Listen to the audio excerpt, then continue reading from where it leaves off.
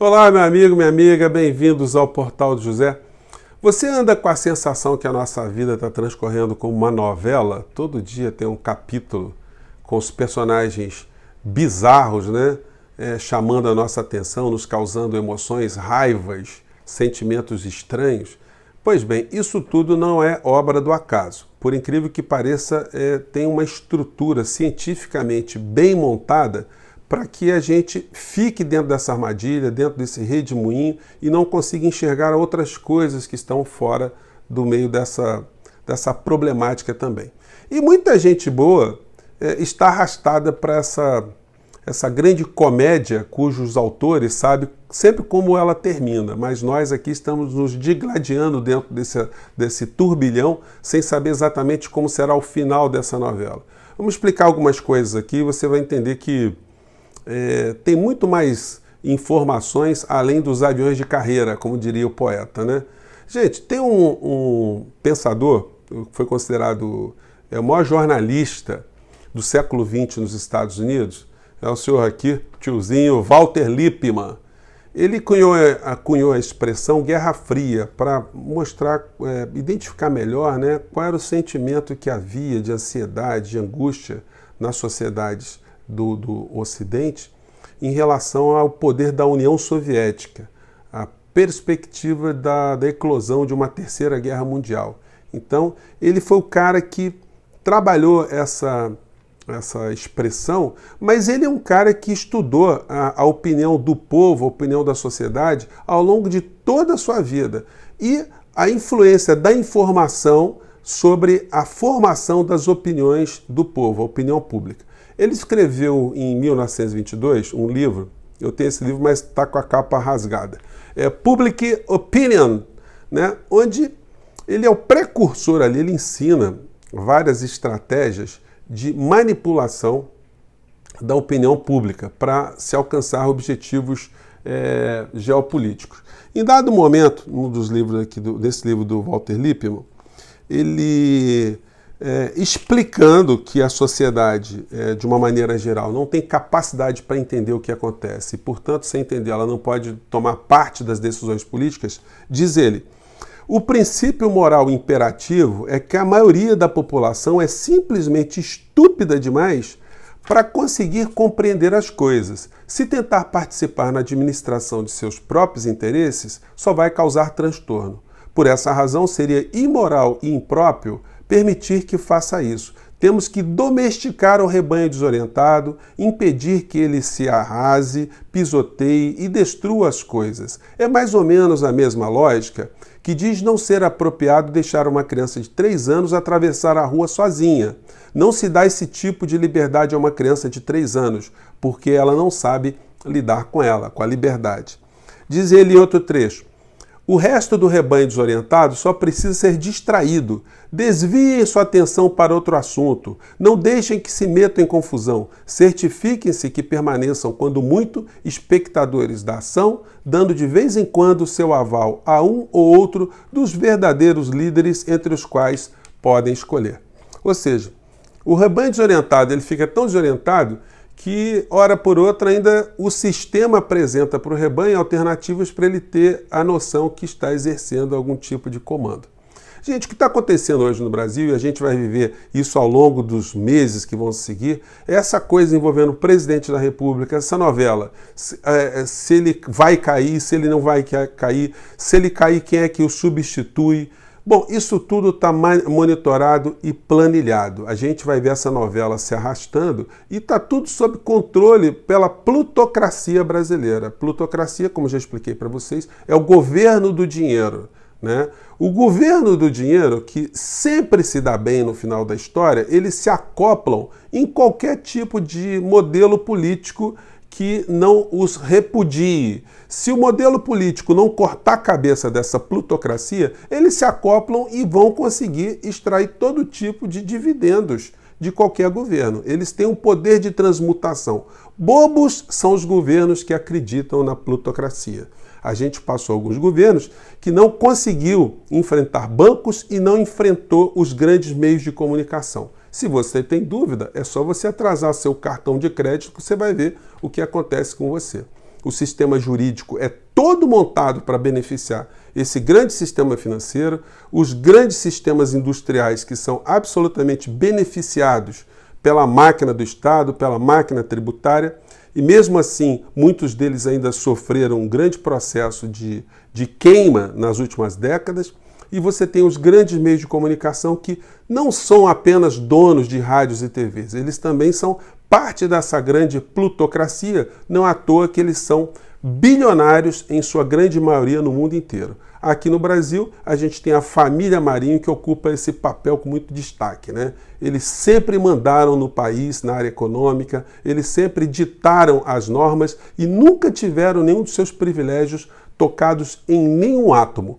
E isso acontece agora, inclusive no governo Bolsonaro, onde a novela vai se desenrolando para dar a noção que o rebanho desorientado está diante de uma briga entre o presidente da República e esse sistema todo. Na verdade, ele é um grande personagem, é um palhaço manipulado no meio dessa história que arrasta junto de si outros tantos palhaços para esse picadeiro, que ficam pulando, fazendo acrobacias, ficam vociferando para cima e para baixo, mas isso tudo para esconder que lá dentro da bilheteria do circo, o povo está sendo roubado.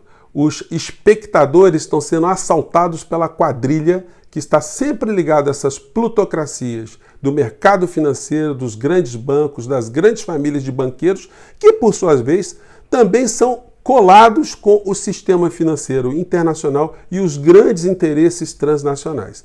Bom, mas e as nossas novelas do dia a dia? A gente vai ter que lidar com elas também, porque tem problemas que são emergenciais, que são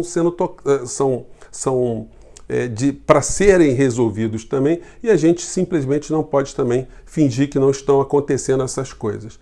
Mas isso tudo, eu volto a frisar, está tudo planilhado, tudo controlado para que o rebanho desorientado fique apenas na condição de espectador. E para aplacar ainda mais a ira, né, mais algum tipo de perspectiva de mudança desse rebanho desorientado, a gente tem modernamente a influência das grandes igrejas, que viraram grandes partidos políticos, e elas ocupam espaço junto às pessoas que não estão entendendo no campo material, no campo da sua existência, os problemas que sofrem no dia a dia. Então elas buscam uma explicação espiritual. É aí que entram os vigaristas e usurpadores do dinheiro dessas pessoas, né?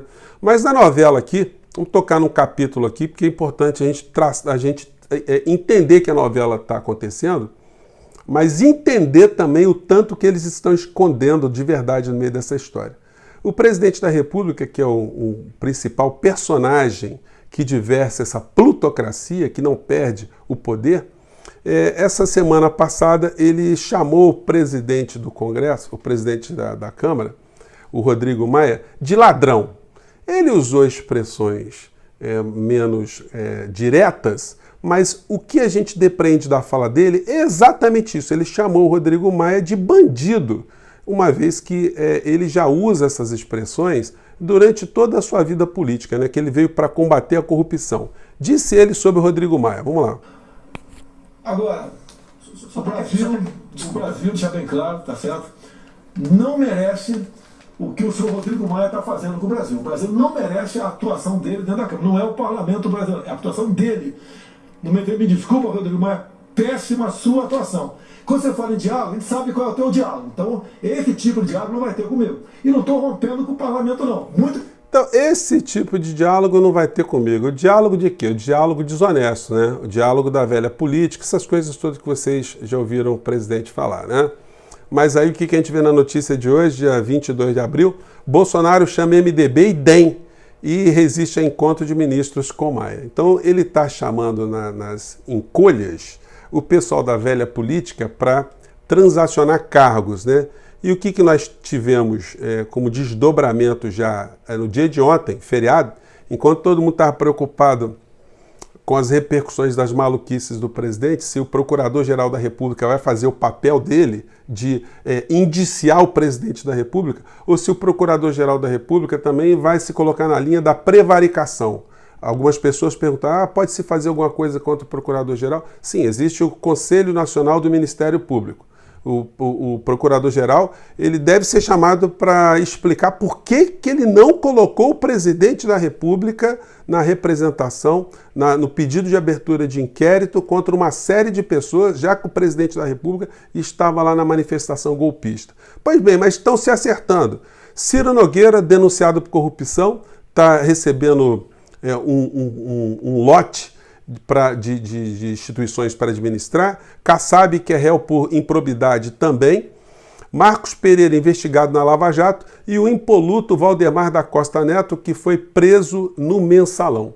Então a gente tem um pessoal aí, barra pesadíssima, que está sendo aquinhoado pelo governo Bolsonaro por alguns cargos, né?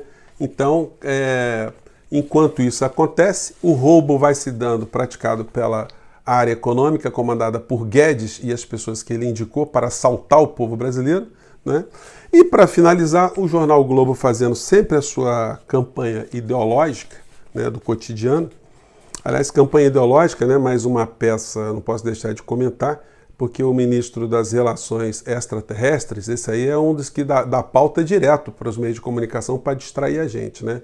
Ele publicou um longo texto aí dizendo que existe um plano comunista da China, né? E questiona a Organização Mundial de Saúde. Gente, é por isso que muitas pessoas têm falado assim, gente, vamos nos livrar logo desse governo Bolsonaro, tomara que aconteça o impeachment, para pelo menos essa ala manicomial, ela ser afastada, né? Pelo menos que a gente seja assaltado por gente que tem um pouco mais de nível, né? A gente está tendo consciência que o assalto acontece, mas uma coisa é ser assaltado e outra coisa é ser assaltado e esculachado, que é o que está acontecendo com a gente hoje. Vamos ver aqui um capítulo final, então, do comportamento da família Marinho. Mais uma vez, mentindo de uma forma bem calhorda, de uma forma bem salafrária, sobre o que acontece no Brasil e no mundo. Obviamente que eles fazem uma campanha ideológica que vem de fora para dentro, porque eles estão atrelados ao governo americano, às corporações norte-americanas, eles ganharam muito dinheiro, investimento de empresas norte-americanas para se constituírem aqui no Brasil a favor da ditadura militar. Então, eles fazendo aqui no editorial deles uma avaliação do que está acontecendo no México. Gente, o programa está um pouco longo hoje, mas é porque tem conteúdo, né? Não tem como a gente fazer mais curto, não. Diz esse editorial, para vocês verem como é que eles misturam uma situação com outra, apenas por propaganda ideológica destruidora da verdade e do que está acontecendo no mundo. Eles disseram aqui nesse editorial que o Manuel López Obrador, presidente do México, integra um pequeno grupo, um clube global de líderes políticos que minimizaram a pandemia do coronavírus. Até aí tudo bem, estava certo mesmo. Aí eles ressaltam no editorial: alguns aparentemente decidiram sair do grupo. É o caso de Trump e de Boris Johnson, que estariam reconhecendo o poder da pandemia. Outros líderes, né, continuam como Jair Bolsonaro e os ditadores da Venezuela, Nicolás Maduro e o bielorrusso Alexander Lukashenko.